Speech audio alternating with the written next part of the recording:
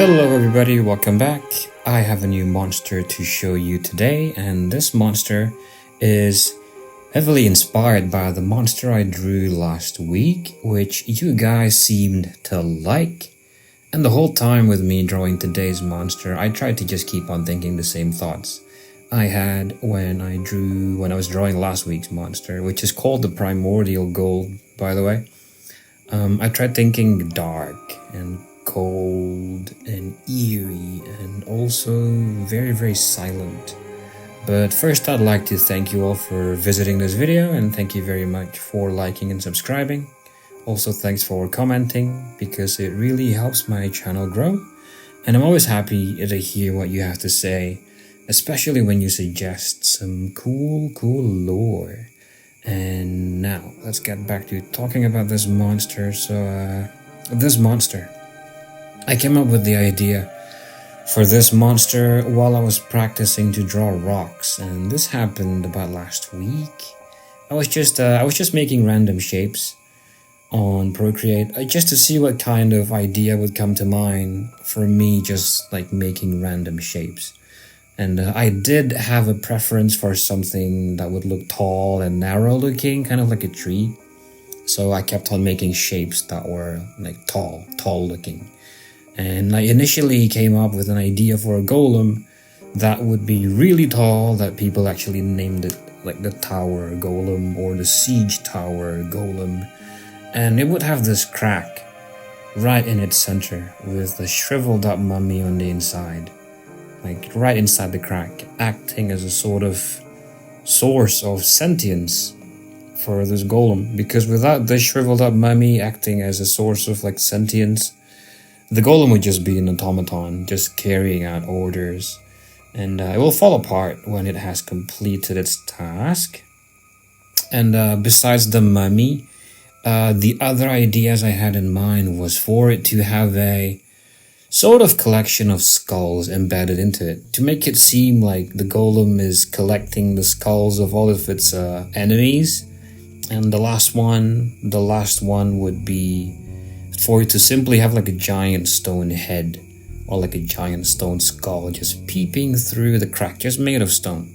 Like not the remains of some giant, just like a stone head or like a stone skull looking thing just peeping through the crack. And so all of those are actually quite conventional sounding, like a common golem. It's just like a rampaging golem of some kind, right? But even the one with the mummy in it is more like just a sacrifice. Like someone made a sacrifice for this golem so that the golem can keep on moving forever, you know, like a human sacrifice. And it sounds just like a war machine of some kind, where the human sacrifice, the mummy, is sort of like the brains of the golem, and since it's dead, it can never die. You know, what is dead may never die, so it's sort of serving as like brains for the golem, so it can keep on fighting forever. And one of my viewers, though, suggested a burial-themed monster, and that sounded perfect. So in contrast to my last video of the Primordial Gold, which is a rampaging type of monster, this one I'm making today will be more of a sadness and a grief-themed golem, and I will be calling it the Mourning Golem. And let's talk about this golem. So imagine a wizard, like a powerful wizard who has lost someone, or a member of the royal family who has lost someone, and they just could not bear the thought of living without the presence of this person who had just died, and the thought of just letting them go is too painful. And if they were to make a tribute, let's say by having a painting done of them, just to remember them, it would still not be enough. So what they end up doing is encasing them within a tomb.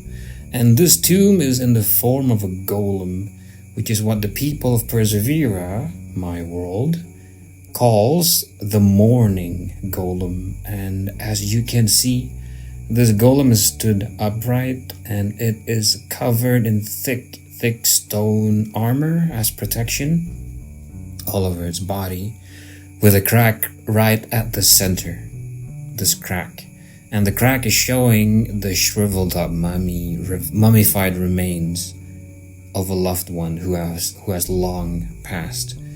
Also, the mummy encased inside this golem also serves to show how big the golem truly is, because this is the mummy of an adult. And I know it might look a bit short in some areas, perhaps a little elongated in other areas, or maybe even broken. But this is just to show how old this golem truly is, and when remains are 1,000 years old and are well preserved, it will look like this. And being a golem, it can actually move, although quite slowly, as it is not a golem meant for battle. It just moves using these prickly, pointed-looking legs that are coming out of its bottom side, like a sea urchin, or like a starfish, but more like a sea urchin. And when it does not need to walk, it can simply retract its many legs and sit itself down upright on the ground like a tower, like a monolith, like a massive monolith of a gravestone. And now according to legends, one can even hear these mummies encased in the mourning golems actually communicate in your thoughts. It's as if they are telepathically speaking to you. Although people have not been able to confirm this, because the only ones who can confirm, to begin with, the only ones who can afford these, to have a mourning golem, are either very powerful wizards or members of the royal family with enough wealth to be able to commission powerful wizards to make mourning golems for them. So people don't really hear about any of these things from these people, because they like to keep to themselves and they don't really like to tell people all about them. Very secretive types of people. And these golems, what they are usually doing is just they lie still in their burial sites, which could be a crypt, could be the lower levels of some big castle, or like a deep underground level of a wizard's tower. And they just lie still. They wait for people to visit, or they could be wandering around in their crypts, just guarding it from intruders, because there might be other mummified remains over there, but not encased in golems, so the one inside the golem is the one doing the guarding. And also, as you can see, this mourning golem is surrounded by spikes all over, and this is because it can make these spikes just come out from its stony skin as a means of attacking whenever they feel threatened, just to deter the likes of gravediggers who might want to take whatever treasures these mummies were buried with, because a lot of people in Persevera, they actually leave treasures behind with the remains of their loved ones. So gravediggers might want to visit and take them, and to deter them, these spikes should help. And if this golem truly feels like it cannot attack, like the intruders might be ingenious in their ways of just trying to get past all the defenses of this golem and try to kill it. If the golem truly feels like it can no longer attack, it can always just find a wall. They can turn around and find a wall and hide the exposed crack against it, and make all of these spikes just come out until they no longer feel threatened, because the threat has gone away.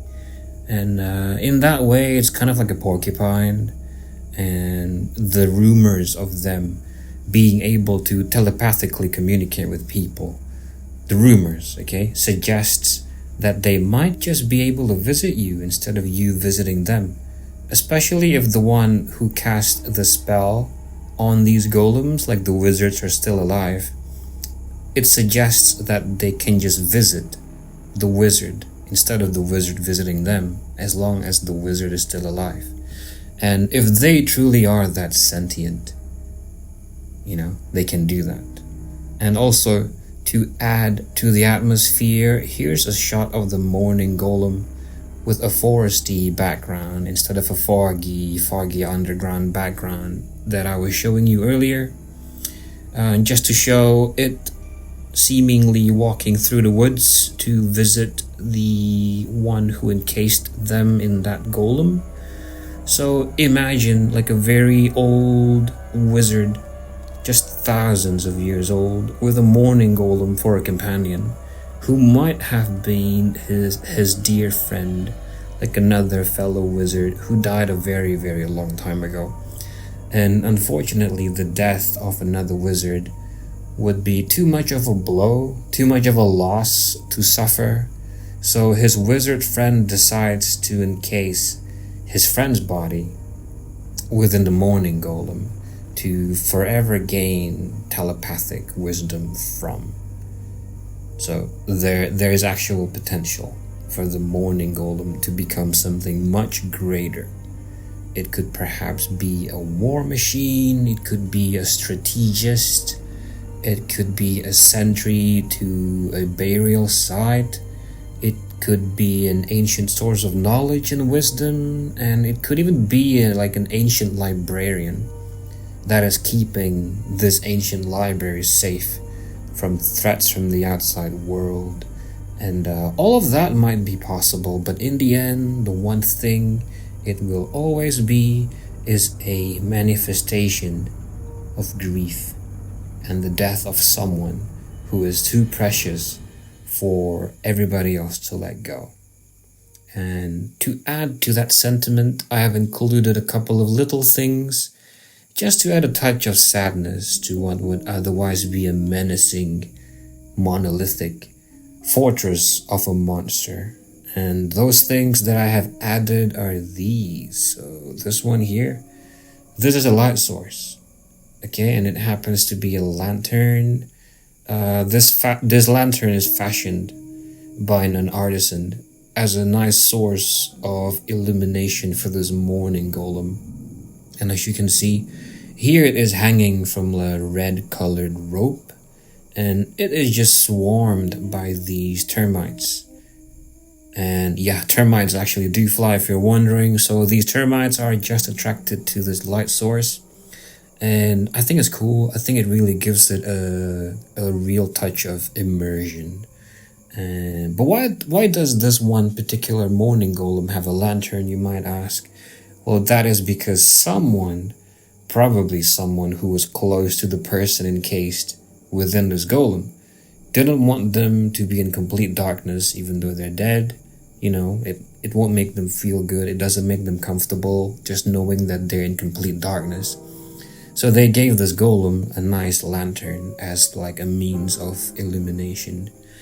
And also the other thing that I added was this nice little framed portrait painting of this person that has passed right here and is now encased within the golem.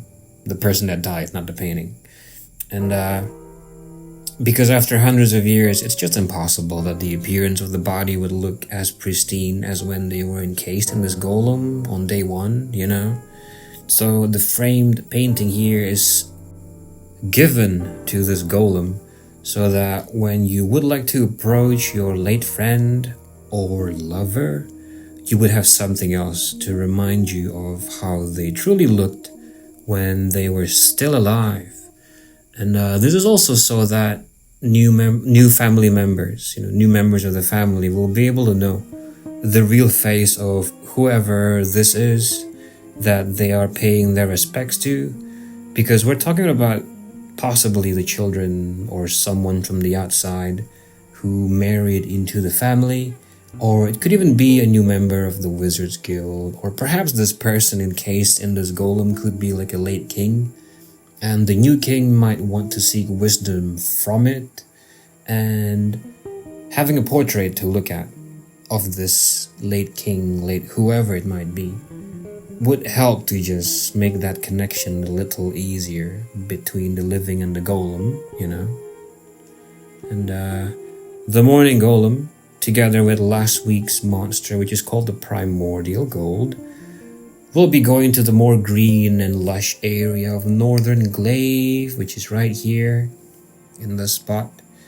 Like, I'm not quite sure which area to place them in. I mean, there are a lot of caves here, so I might very well be able to just pick one of these areas as their dwelling. But just simply knowing where their homes will be is enough for me. It's my dog wheezing. You okay, boy? Oh. Okay. But anyway, just simply knowing where their homes will be is enough for me for now, because my mind is still focused on dishing out the design of how the town of Gale Ren is going to look, which is this town right here in the center of Gale Ren Forest, right here. So, what do you think, guys? Did you enjoy the lore that I have come up with for the Morning Golem? And do you have anything you would like to recommend? If you do, then please say so in the comments. Don't forget to comment down below to let me know your thoughts. And please hit subscribe and don't forget to like, because that's going to help my channel grow. I have 2,300 subscribers, and the sense of community I get now from all of you is already wonderful. So I cannot wait to reach about 5,000 or even 10k soon, just so this channel can really feel that much more lively, like like a night market, you know. But anyway, thank you very much for your visit, and I will be seeing you in the next video.